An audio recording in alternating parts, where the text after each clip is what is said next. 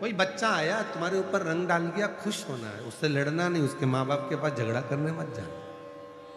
कोई ने थोड़ा गुलाल डाल दिया तो झगड़ा करने मत जाओ। कोई तो बैठा है तुम्हें रंगीन करने के, नहीं तो 24 घंटे हर पल हर घड़ी तो वैसे भी तुम्हारी जिंदगी ऐसी हो गई है बेरंग सी। बस घर से निकलते हो ऑफिस, ऑफिस से निकलते हो घर, थोड़ा बहुत किसी से 2-4 ऑफिस वालों से काम की बात कर ली, कोई के फोन आ गए तो उनसे काम की बात कर ली।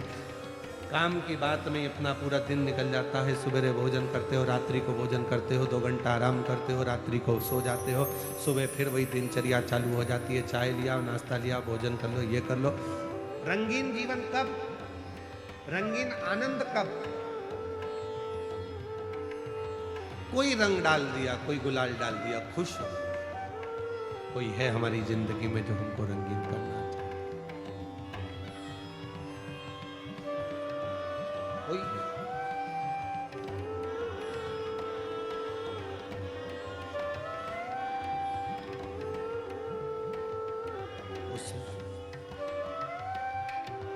वो एक लाइन बहुत सुंदर है।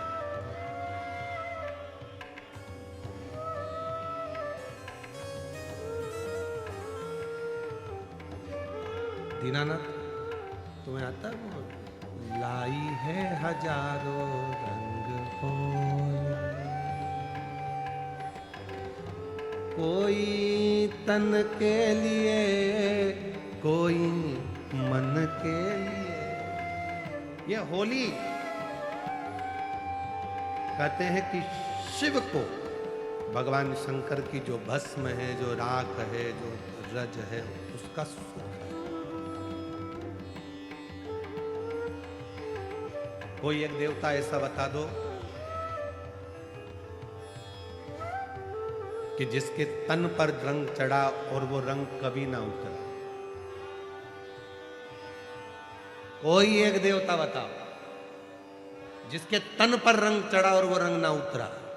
केवल एक देव है, देवाधिदेव महादेव, जो विष पिया नीला कंठ हो गया, आज तक नहीं उतरा। वो नीला कंठ का रंग आज तक नहीं उतरा। आज भी वो नीलकंठ महादेव के रूप में पूजाते हैं। आज भी उनकी पूजन होती है, नीलकंठेश्वर महादेव।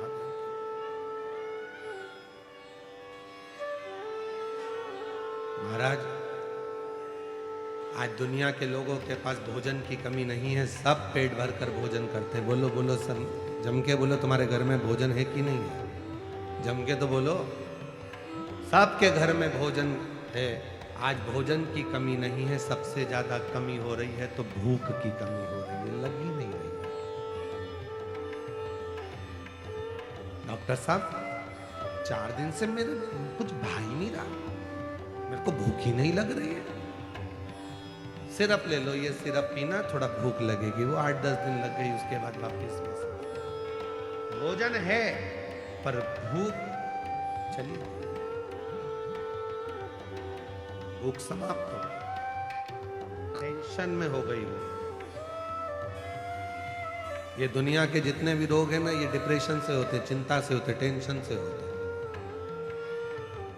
ये शुगर की बीमारी है ना, ये तुम्हारी खुद की उपज है, तुम्हारी खुद की फैक्ट्री है शुगर की बीमारी। पहले के जमाने में लोग, हम पूछो, पहले के जो बुजुर्ग लोग होते थे, जब नाथ द्वारा दर्शन के लिए जाते थे, तिरुपति दर्शन के लिए जाते थे, पंडरीनाथ का दर्शन करने के लिए जाते थे, तो वहाँ इतना मीठा खाते थे, इतना मीठा खाते थे, तो उनको शुगर होती थी क्या? घी, गुड़, इतना बड़ा बड़ा बट्टा गुड़ का पीस पीस के रोटी में मिला मिला के खा जाते थे। और आज के जमाने में जरा सा खा लो, शुगर हो जाए। पहले के लोग इतना खाते थे, जितना खाते थे उतना मीठा बोलते थे मीठा, तो उनका शुगर का लेवल बराबर हो जाता था। अंदर शुगर जाती थी और मीठा बोलते थे तो शुगर बाहर आती थी। आज के जमाने में आदमी शुगर खा तो रहा है, मीठा खा रहा है, पर मीठा बोल नहीं रहा, तो वो जीवान से शुगर बाहर नहीं आ रही, तो वो नस में घुस गई, वो ब्लड में चली गई, और ब्लड में गई तो वो शुगर की बीमारी हो गई। खाओ मीठा, पर मीठा बोलो तो सही, भाभी जी कैसे हो, काका जी कैसे हो, मामा जी कैसे हो। मिठास इतनी जीवान से निकालो कि वो शुगर तुम्हारे ब्लड में ना आ जाए, तो शुगर लेवल में रहेगी। शुगर लेवल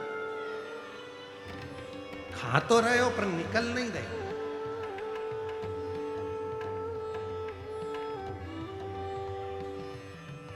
निकल।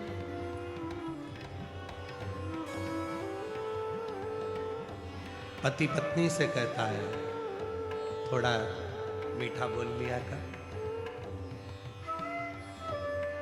पत्नी पति से कहती है दिन भर दुकान से आते हो, ऑफिस से आते हो, काम से आते हो, इतना चिड़चिड़ घर में करते हो, थोड़ा मीठा बोल लिया करो। गई। सास बहू से कहती है बेटा तू इतने अच्छे परिवार की, सब कुछ अच्छा, खूब काम करती है, तो खूब बहू इतना काम करती है, इतना काम करती है, पर सास से पूछा जाए कि तुम्हारी बहू कैसी है, बहुत जोरदार गुरुजी, इतनी बढ़िया बहू है, सवेरे जल्दी उठना, काम करना, ये करना, वो करना, सबको चाय नाश्ता भोजन, कोई आया तो आतिथ्य सब करती है। फिर दिक्कत कुछ, बस केवल एक चीज खराब है, जीवन बहुत खराब। पूरा महीना अच्छा बोलेगी, एक हफ्ता अच्छा करेगी, पर वो जीवन से ना जाने क्या बोल जाती है, उसे ही सुझ नहीं देता। मुझे तो लगता कोई बाबा माबा लग गया इसको, इसकी जीवन ठीक नहीं। बस सब काम अच्छा है, उठेगी, बच्चों को पढ़ाएगी, खिलाएगी, सब कुछ करेगी, कपड़े भी धो देगी, तुम्हारे लिए भोजन मिला देगी, चाय भी बना देगी, सब कुछ कर लेगी, सब करेगी, पर वो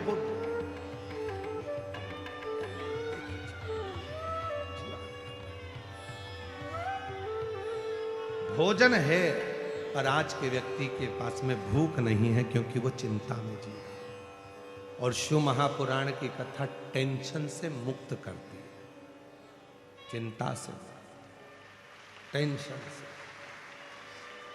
जितनी भूख तुम्हें घर में नहीं लगती, उतनी भूख तुम्हें कथा में लगती है, उतनी भूख लगती है। घर पे तुम 2 रोटी खाओगे और पेट भरा जाएगा, पर किसी भंडारे में, कोई भी भंडारा हो रहा हो, हनुमान जी का, राम जी का, दुर्गा जी का, पंडरीनाथ का, हरि विठल का, शिव पुराण का, कोई भी भंडारा हो रहा हो, मैं इतना मन लगेगा कि 2 रोटी की जगह 4 निपटाओगे और एक्स्ट्रा माल अलग, चावल भी आन दो, मीठा भी आन दो, नमकीन चल। क्यों? टेंशन मुक्त हो। घर पे रहते तो चिंता रहती, यहाँ काय का टेंशन। उठेंगे आराम से, रात को 11-12 बजे तो हम लोग शिवरात्रि का एंजॉय करा, खूब नाचे कूदे, आनंद किया। अब उठे हैं, उठ के फिर आराम से सब काम होगा और बाबा पर भरोसा कर कर आशीर्वाद। तो भोजन तो सबके पास है, पर भूख नहीं। और आपसे एक बात और पूछें, आपके घर में सोने के लिए बिस्तर है कि नहीं? जम के बोलो जरा। सबके घर में बिस्तर है ना? बिस्तर सबके घर में। डनलप के गद्दे भी हैं, किसी के यहाँ चिफोम वाले गद्दे भी हैं, मखमल का कम्बल भी है, एसी भी, कूलर भी, पंखा भी, सब कुछ है, पलंग भी है, बिस्तर भी है, पर नींद कहीं चली गई, आती ही नहीं।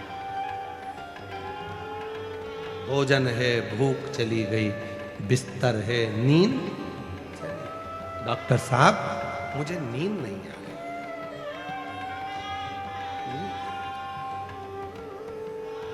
मेरी नींद कहीं चली।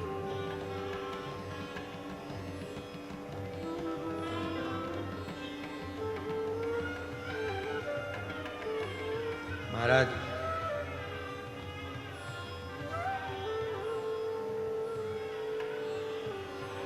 पहले मनुष्य की उम्र,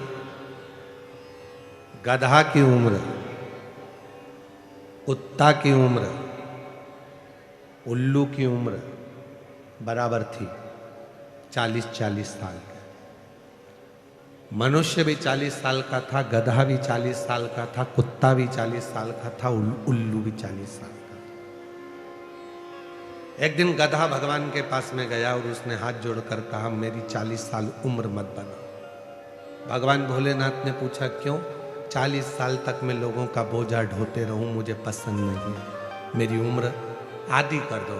भोलेनाथ ने पार्वती से कहा, पार्वती इसकी उम्र आधी कर दो। पार्वती जी ने गधे को 20 साल का बना दिया। थोड़ी देर बाद मनुष्य पहुंच गया, भोलेनाथ रोज 1 लोटा जल चढ़ाता हूं, 40 साल में मेरा क्या होगा, मेरी उम्र बढ़ा दो। पार्वती जी ने बोला गधे की बच्ची है, दे दूं क्या? तू बोले तो मैं गधे की उम्र दे सकता, दे दो। गधे के 20 साल जो बचे थे आधे, वो मनुष्य को दे दिए। कितने साल का हो गया? जम के बोलो 60। अब तुम खुद अपने हृदय पर हाथ रखकर देखना, 40 साल तक मनुष्य अपनी जिंदगी को सही जीता। जो खाएगा पचेगा, जो कपड़ा पहनेगा जचेगा, जो पहनेगा उसके चेहरे पर, उसके तन पर सब अच्छा लगेगा 40 साल तक। 40 के बाद जो गधे की उम्र लगी है 20 साल एक्स्ट्रा, 60 साल तक मनुष्य गधे जैसा बोझा ढोता है। बच्चों की शादी करना है, बच्चों का ब्याह करना है, पढ़ाना है, बहन के घर मायरा भरना है, नाना जी के यहाँ जाना है, रिश्ते निभाना है, ये सारा बोझा वो 60 साल तक अपने कंधे पर रखता है। 60 साल। थोड़ी देर के बाद कुत्ता आ गया भगवान के पास में, भोलेनाथ मेरी उम्र 40 साल तुमने कर दी, मैं लोगों के दरवाजे पर बैठा रहूं, भौंकता रहूं, चिल्लाता रहूं, ये मुझे अच्छा नहीं लगता, मेरी उम्र कम कर दो। भोलेनाथ जी ने कहा कितनी कम कर दे? बिल्कुल आधी कर दो, आधी कर दो। कुत्ते की उम्र 20 साल कर दी पार्वती जी ने। थोड़ी देर बाद मनुष्य फिर आ गया, बाबा 60 साल में मेरा क्या होगा? पार्वती जी बोली कुत्ता की बची है, चले ले जा, 20 कुत्ते की जोड़ दो, कितने का हो गया? जम के बोलो 80। कुत्ता कहां रहता है? दरवाजे पर। कुत्ते को भोजन कहां दिया जाता है? दरवाजे पर। रखा कहां जाता है? बाहर। जब 80 की उम्र का मनुष्य होता चले जाता है तो घर के बच्चे अपना कमरा रखते हैं और बुजुर्ग माँ बाप को घर के बाहर दरवाजे के पास हॉल में खटिया डालकर बिठा देते हैं कि कोई आए तो वहीं मिलना, भोजन भी वहीं आएगा, खाना भी वहीं आएगा, और बुजुर्ग माँ बाप वहीं बैठे रहते हैं और कोई भी आता है तो वहीं से चिल्लाते हैं बहू, वहीं से चिल्ला, वहीं से आवाज लगाते हैं बहू बहू बहू, वहीं से।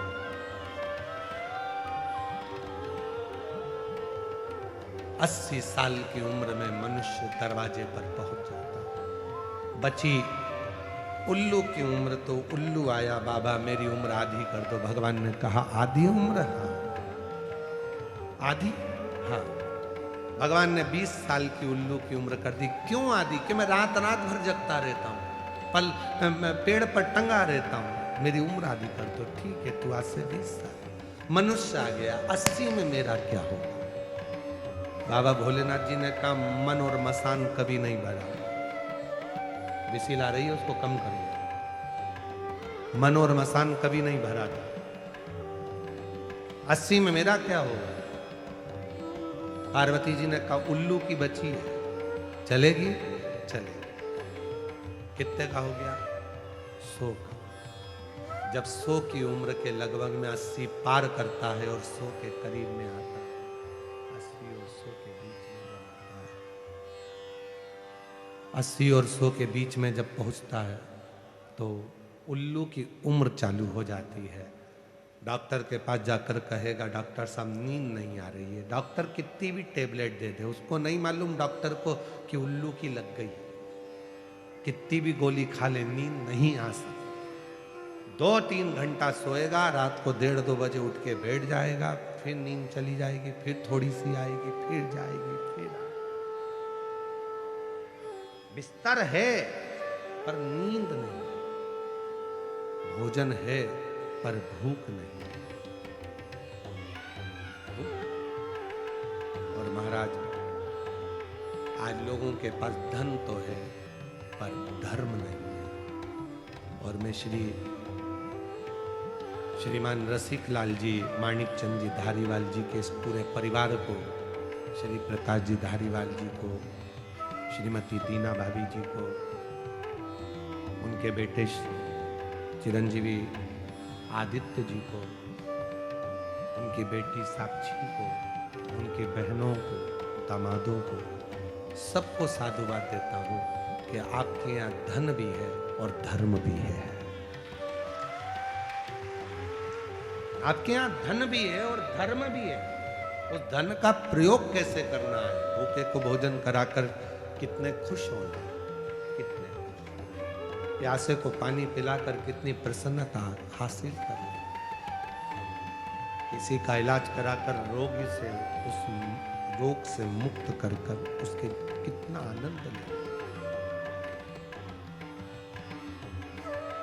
भूख है, भोजन है पर भूख नहीं है, बिस्तर है पर नींद नहीं है, और आज लोगों के पास धन है पर धर्म नहीं है।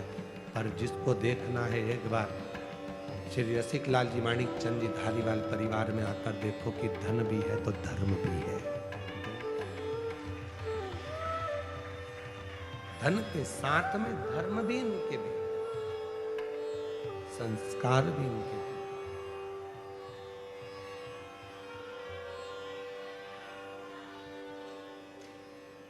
और जब धन के साथ में धर्म रहता है तो जीवन का सारा सुख, सारा आनंद, जीवन का सारा सुख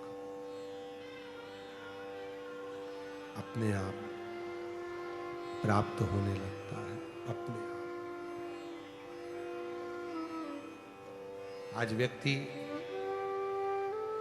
कमा रहा है पर अपने ऊपर खर्च नहीं कर पा रहा। और शिव जी ने बहुत सुंदर कथा में वर्णन किया है। शंकर जी की कथा कहती है, कमाओ पर अपने ऊपर खर्च भी करो। शिव जी की कथा प्रेरणा दे रही है कि शंकर जी के मस्तक पर गंगा है,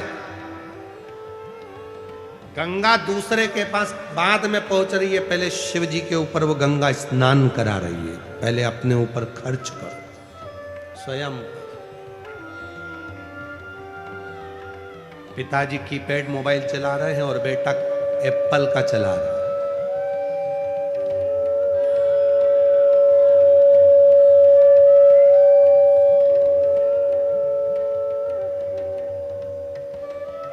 एक तो ये साउंड वालों की ऐसी आदत है, भगवान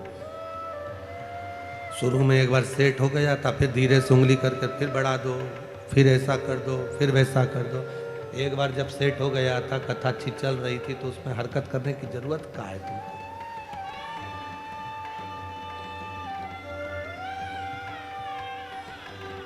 भगवान मालिक है। वो एक गीत याद आ गया, ओ राम जी बड़ा दुख दी मेरे लखन। अरे लखन को जाने तो साउंड वाले, बड़ा दुख।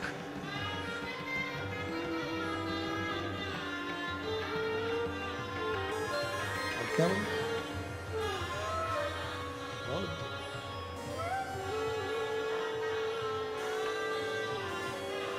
शिव तत्व को जानो, भगवान भक्ति को जानो। और जब भगवान की अविरल भक्ति, प्रेशर बड़ा अंदर को बोलो, भगवान की अविरल भक्ति जब जीवन में सुख देती है। हम कहें फिर रसिक लाल जी का ये पवित्र परिवार, धारीवाल परिवार में धन के साथ में धर्म, बहुत कृपा शिव। और मेरी जीजियों, मेरे जीजाओं, मेरी बेटियों, बेटाओं, मेरे बुजुर्ग माँ बाप, जितने भी शिव महापुराण की कथा में बैठे हो या कथा को आस्था चैनल पर या सोशल मीडिया पर श्रवण कर रहे हो, बाबा से प्रार्थना करना आज, हे मेरे भोलेनाथ, हमारी जिंदगी में खुशियों का रंग ऐसा देना कि हम भी अपनी जिंदगी में एक बार शिव महापुराण की कथा करवा सके। इतनी संपदा, इतनी संपदा, इतना वैभव देना, इतनी संपदा, इतना सुख देना। हम भी अपने जीवन में ऐसी कृपा करना कि हम भी अपने जीवन में कोई सत्कर्म कर सके।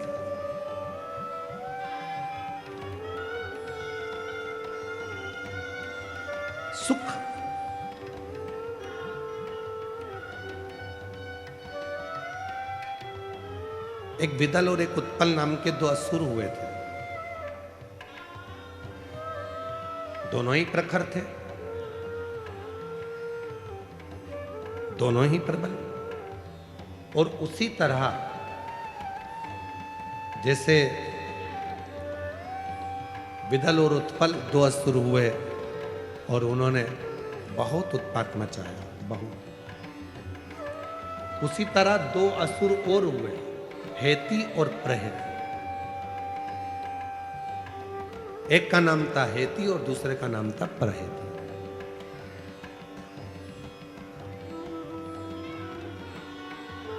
यदि स्कंद पुराण को आप पढ़ते हैं गीता प्रेस गोरखपुर की, तो उसमें गीता प्रेस गोरखपुर की स्कंद पुराण में वर्णन आता है भगवान शंकर के आवाज कर दे। स्कंद पुराण में वर्णन आता है कि भगवान शिव के पुत्रों में हेती और प्रहेती की भी कथा आती है। ये दोनों असुर हैं, हेती और प्रहेती दोनों असुर हैं, दोनों। जैसे आज होलिका का दहन होता है, होलिका जला रहे हैं, होलिका का दहन कर रहे हैं। कौन है? हिरण्यकशिपु, हिरण्याक्ष की बहन।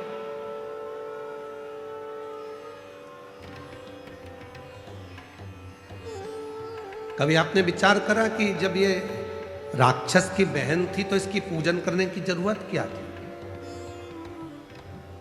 होली की पूजन दो बार होती है, एक जलने से पहले और एक जलने के बाद। लोग सुबह पूजन करने जाते हैं, कोई जलने के बाद पूजन करने जाता है। एक जलने के पहले होली की पूजन होती है और एक जलने के बाद होती है। कभी तुमने विचार किया कि होली की पूजन जलने के पहले किसकी होती है और जलने के बाद किसकी होती है? तो याद रखना, जलने के पहले जो होली की पूजन होती है वो हिरण्यकशिपु, हिरण्याक्ष की बहन होलिका की होती है, ढूंढा की होती है। और जलने के बाद जो पूजन होती है वो भक्त प्रहलाद की होती है।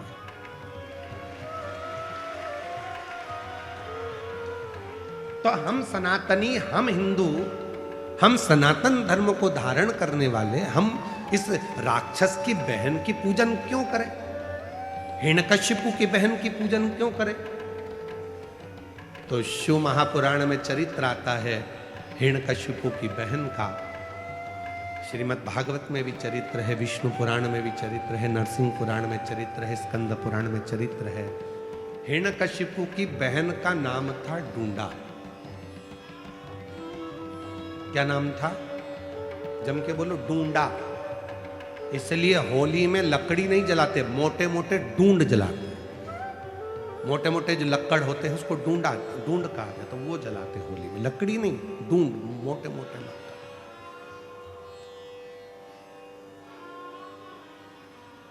जितना हिरण्यकशिपु ने तप करा, जितना हिरण्याक्ष ने तप किया, उतना ही तप ढूंढा ने भी करा। और ढूंढा ने तप कर कर भगवान ब्रह्मा जी से वर पाया, मुझे एक चादर ऐसी दे दो, उस चादर को मैं जब ओढ़ कर बैठूं तो मैं आगी में जलूं ना। ब्रह्मा जी ने तथास्तु कहकर एक चादर ढूंढा को दे दी, होलिका को दे दी। जब समय आया, प्रहलाद को ले जाकर पानी में डाला, सब में डाला, पर वो मरा नहीं। तब अपनी बहन से हिरण्यकशिपु ने कहा कि तू अपने भतीजे को लेकर, तू बुआ है, वो भतीजा है, अपने भतीजे को लेकर गोदी में बैठ जा, आगी में चादर ओढ़ लेना, तू बच जाएगी, भतीजा चल जाए।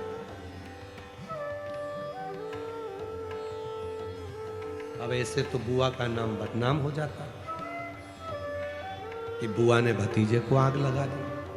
पर कथा देखिए, दुनिया के लोग इस कथा को बहुत कुछ पलट देते हैं, पर शिव महापुराण कभी नहीं पलटी। शिव पुराण अपना पूरा उद्देश्य बताती है।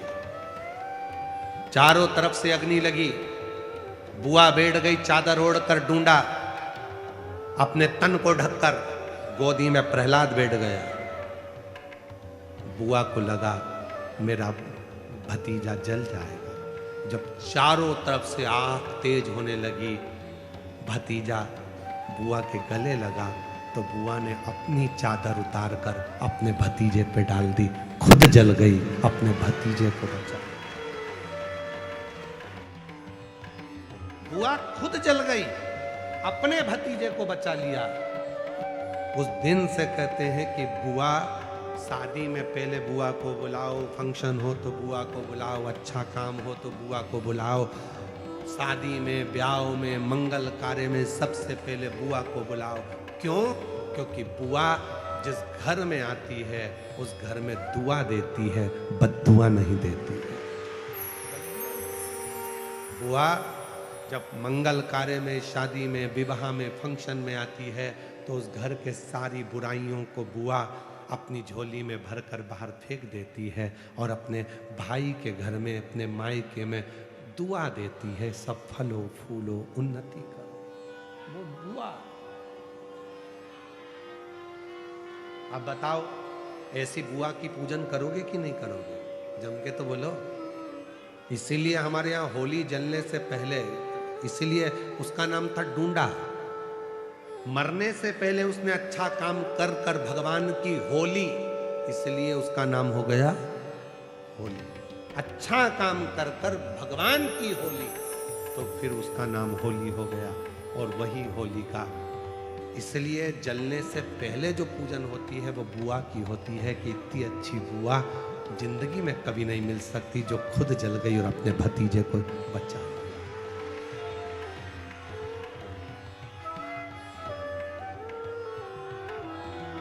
और होली जलने के बाद जो पूजन होती है वो प्रहलाद की होती है कि ये बच गए उसकी कृपा से।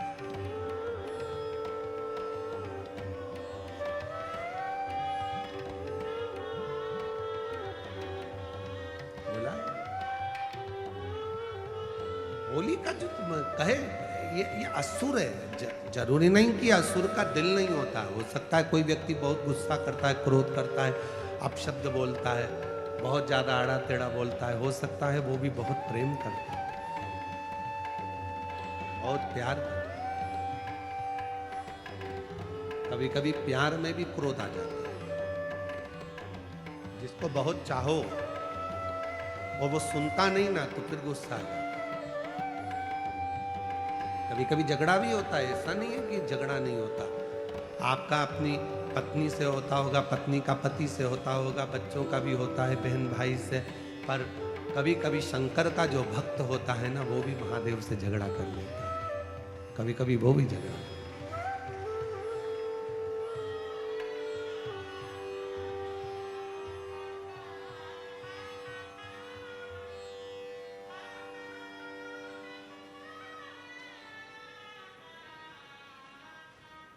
गोरा जी को साथ राखे नंदी द्वारे थाड़ा जी। गोरा जी को साथ राखे नंदी द्वारे थाड़ा जी। रोज पानी में चढ़ाऊं सुनता क्यों नहीं महारी जी। मैं रोज तुझे जल चढ़ाता हूं, तू मेरी क्यों नहीं सुनता? कब सुनेगा? कभी कभी महादेव से भी झगड़ा हो जाता है, लड़ाई हो जाती है, नहीं आता। हेती और प्रहती ये दोनों असुर हैं, दोनों राक्षस हैं। पर उसमें हेती और प्रहती में जो प्रहती है वो थोड़ा सा नम्र स्वभाव का असुर है। वो विश्वास भी करता है भगवान पर, नारायण पर थोड़ा भरोसा, शिव जी पे भरोसा।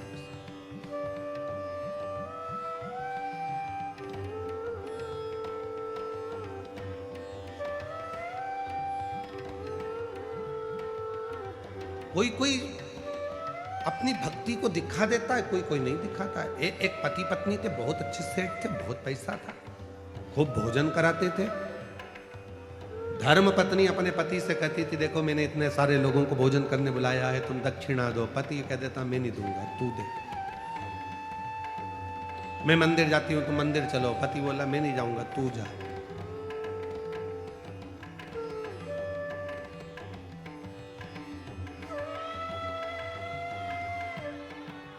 पत्नी कहती है पति से, कभी कभी भगवान का नाम ले लिया करो, राम कह लिया करो। पति कहने लगा मैं नहीं कहता, तू कह। पति नहीं।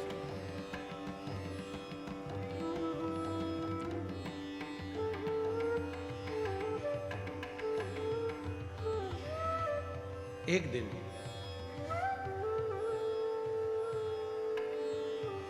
पति चक्कर खाकर नीचे गिरा और बहुत सारे लोगों ने देखा, उठा, जल का छींटा दिया। पति उठा तो लोगों ने कहा महाराज सेठ जी आज गजब काम हुआ, तुम्हारे मुख से कभी राम का नाम नहीं सुना था, पर आज राम तुम्हारे मुख से निकल गया।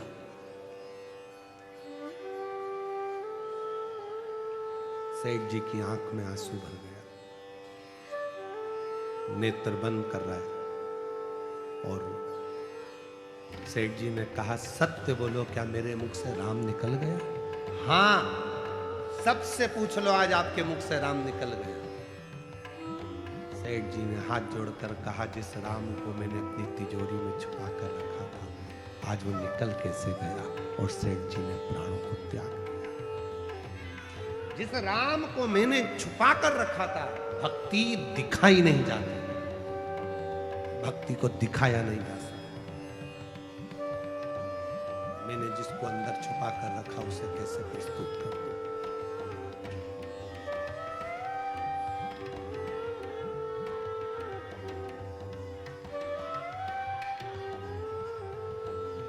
जिसको मैंने अपने भीतर छुपा कर रखा उसे प्रस्तुत हो। तो तुम कह रहे हो कि राम निकल गया, तो फिर राम निकल गया तो शरीर का मतलब ही क्या?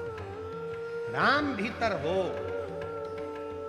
शिव महापुराण की कथा कहती है मानव के जीवन में जब तक मनुष्य की श्वास चल रही है तो समझ लेना उसकी श्वास में शिव है। शिव है तो शरीर है, शिव गया तो शव बन गया, फिर वो शव बन जाता है, वो शरीर नहीं है।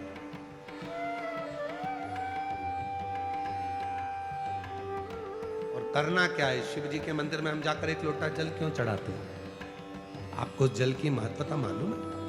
क्यों सीहोर वाला बाबा कहता रहता है कि एक लोटा जल सारी समस्या का हल? क्यों कहता है कि मंदिर जाओ मंदिर जाओ मंदिर जाओ, एक लोटा जल चढ़ाओ? क्यों? क्या पड़ी उनको? शिव महापुराण की कथा कहती है जब श्वास रूपी शिव शरीर में रमण करता है तब तक शरीर है, शिव श्वास बंद हो जाती है तो शरीर शव बन जाता है। इस श्वास रूपी शिव को मंदिर में जो शिवलिंग होता है वो पूरी सृष्टि का भाग होता है। उस पे जब हम जल चढ़ाते हैं, हमारी जो शिव रूपी श्वास निकलती है जल चढ़ाते समय, वो तरंगे शिवलिंग पर जब पड़ती है तो ये शिवलिंग और ये श्वास का जब मिलन होता है तो हमारी श्वासों में हम जो कामना करते हैं वो कामना भोलेनाथ को पूरा करना ही पड़ता है। अगर वो पूरा ना करता, यदि वो कृपा की ना होती जो आदत तुम्हारी, तो सुनी ही रहती अदालत तुम्हारी। गरीबों के दिल में जो तुम जगह ना पाते तो किस दिल में होती इबादत तुम्हारी। अगर वो कृपा नहीं करता तो तुम भी इतनी लाखों की संख्या में, सुबेरे 8 बजे की कथा है, 4 बजे नहाए हो गए, 5 बजे घर से चले हो गए, तब जाकर कथा में 8 बजे बैठे हो गए और कथा सुन रहे। कोई कथा में तुम इतनी जल्दी नहा धो के नहीं जाते, तुम्हारे को टाइम नहीं मिलता। इतनी जल्दी कथा कौन जाएगा कौन जाएगा? कई लोगों के तो सोचा होगा सिरूर वालों ने, इतनी सुबह से कौन आएगा कथा में? 8 बजे महाराज जी ने कथा रख दी, सुबह 8 बजे से कथा, कौन आएगा कौन आएगा कौन आएगा? आकर देखिए लाखों की संख्या में पंडाल भरे पड़े हैं और लोग बाहर बैठे हैं। कृपा की ना होती जो आदत तुम्हारी, तो सुनी ही रहती अदालत तुम्हारी। अगर तुम कृपा नहीं करते तो यहाँ कौन आता? पर उसने कृपा करी है, उसने दिया है, तो आपको भी मालूम है कि वो पंडाल में जाकर सुना है ऐसा, मेहमान जाते हैं, बुआ जी जाती है तो भतीजे के हाथ में 150 देकर जाती है, मामा जी जाते हैं तो कुछ देकर जाते हैं, मेहमान जाते हैं तो घर के बच्चों को कुछ देकर जाते हैं। और मेरा भोलेनाथ 7वें दिन की कथा विराम कर कर जाता है तो आपकी गोदी में कुछ ना कुछ देकर जाता है। बाप है जगत का, परम पिता परमात्मा देव अधिदेव महादेव है। आज जाएगा ये कुबेरेश्वर बाबा के धाम से आई हुई कुबेर भंडारी की ये पोथी, जो कुबेरेश्वर बाबा यहाँ लुटाने के लिए आए थे, इस पोथी के स्वरूप में आज चली जाएगी। उसके जाने से पहले वो अपना जो लुटा सकता है इतना देकर जाता है। लोग झोली पसार पसार कर मांगते हैं, और मेरा कुबेरेश्वर बाबा, मेरा देव अधिदेव महादेव जाते जाते उनकी झोली में दे देता है। तो वो 3 महीने में फिर कथा के पंडाल में आकर बैठ जाते हैं।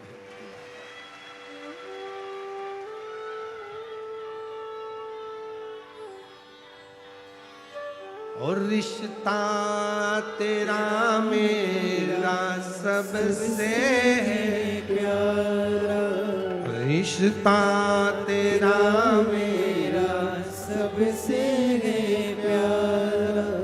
तू मेरा बाबा, मैं हूँ तेरा लाला, मैं हूँ तेरा लाला।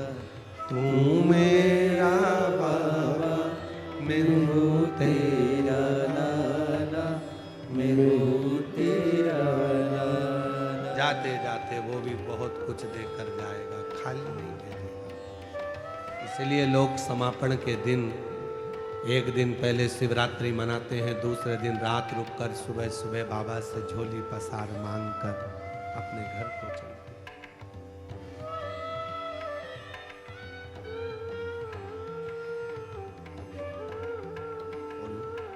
जो दिल से मांगोगे वो दिल से दे देगा, जो दिल से मांगोगे वो दिल।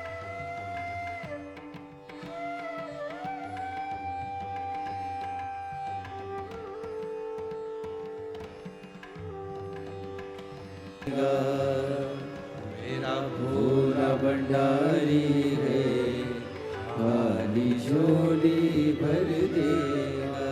जो तुमने मांगा, जो तुमने कहा वो देगा।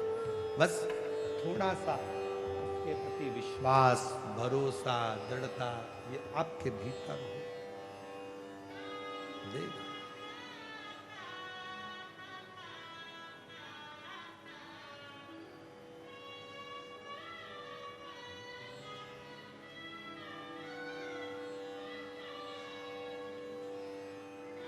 दिल से कहो, मेरा क्यों नहीं सुनता रे ओ कुबेर के भंडारी, मेरी क्यों नहीं सुनता रे ओ कुबेर के भंडारी।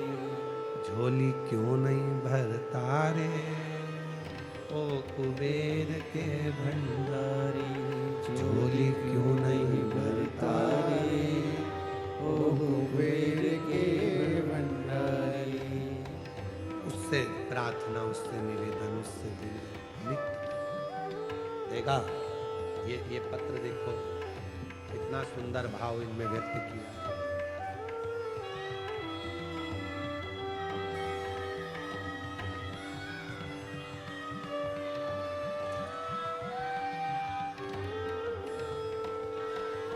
मेरा नाम श्री सचिन विट्ठल घोरपड़े, मेरी पत्नी का नाम सोनिशा सचिन घोरपड़े।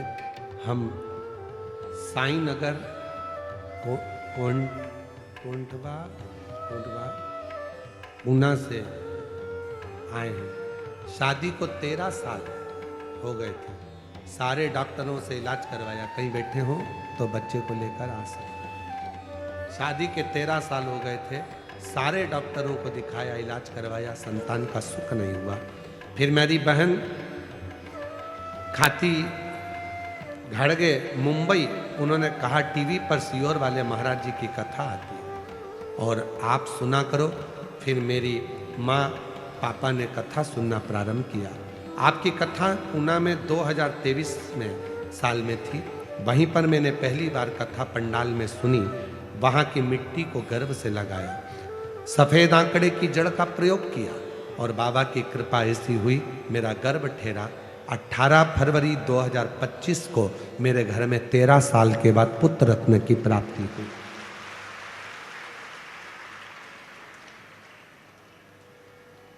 मेरा नाम निशा गणेश सेजवल, मैं शिरूर के रहवासी हूँ। मेरा मोबाइल नंबर ये है। गुरुदेव, बाबा का मैं क्या गुणगान करूं। पूना में 18 सितंबर 2023 को कथा सुनी थी। मेरे घर में संतान नहीं थी। सुना था कि पंडाल में बैठकर वहां की मिट्टी को गर्भ से लगाया जाता है, बाबा देता है। सफेद आंकड़े की जड़ का प्रयोग करा, पशुपति व्रत करा और बाबा की कृपा से कई सालों के बाद मेरे घर गर्भ से संतान की प्राप्ति हुई। मैं बाबा को यहाँ प्रणाम करने के लिए आई हूँ। मेरा नाम उषा गिरीश सागरे, चाकड़ से आई हूँ। मेरी शादी को 5 साल हो गए थे। मुझे कोई संतान का सुख नहीं था। बाबा की कृपा से 5 साल के बाद बाबा की ऐसी करुणा हुई कि मेरे घर में संतान की प्राप्ति हो गई। गुरुदेव, वाल्मीकि संतोष ऊंटवाल, छत्रपति संभाजी नगर, मोबाइल नंबर ये। 2015 से ग्रेजुएशन पूरा करने के बाद सरकारी नौकरी की तैयारी कर रहा था। 10 साल से सरकारी नौकरी की तैयारी करी। एमपीएससी का परीक्षा दिया, निकलता नहीं था। पर बाबा की कृपा से आपने एक बेलपत्र शहद लगाकर, शिव को चढ़ाकर, कड़ी मेहनत कर मेहनत को 4 गुना बढ़ाकर परिश्रम रात दिन एक करो कहा था, मैंने किया। और बाबा की कृपा से आज मैं सरकारी कॉलेज में प्रोफेसर बन गया। मैं बाबा को यहाँ प्रणाम करने के लिए आया हूँ। शिव तत्व किसको कहते हैं?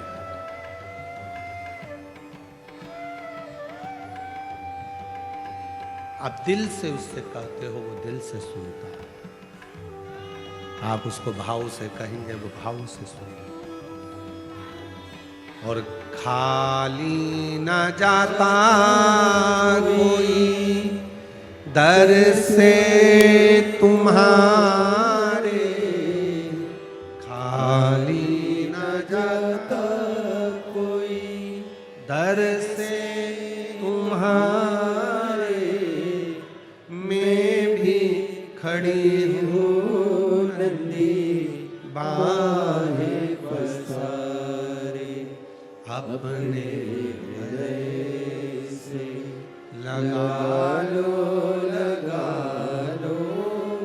गिरा जा रहा हूँ, उठा लो, भोले अपने दर से अब तो न टालो, गिरी जा रही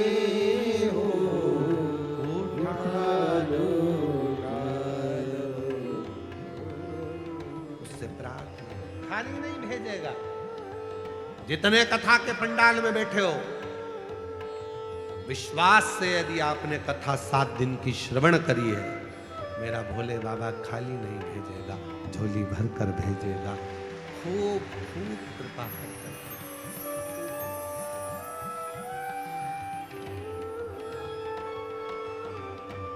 खूब करुणा। हेती और प्रहेती दो, एक हेती एक प्रहेती, दोनों असुर है, राक्षस है। पर प्रहेती का जो भाव है, प्रहेती का जो भाव है वो शिव के प्रति बहुत है। वो विश्वास करता है, भरोसा करता है। और हमने पहले भी कथा में कहा और आज फिर कहते हैं, तुम्हारा विश्वास हो तो शिव महापुराण की कथा में जाकर बैठना, वरना टाइम पास करने के लिए मत। अपने घर, अपने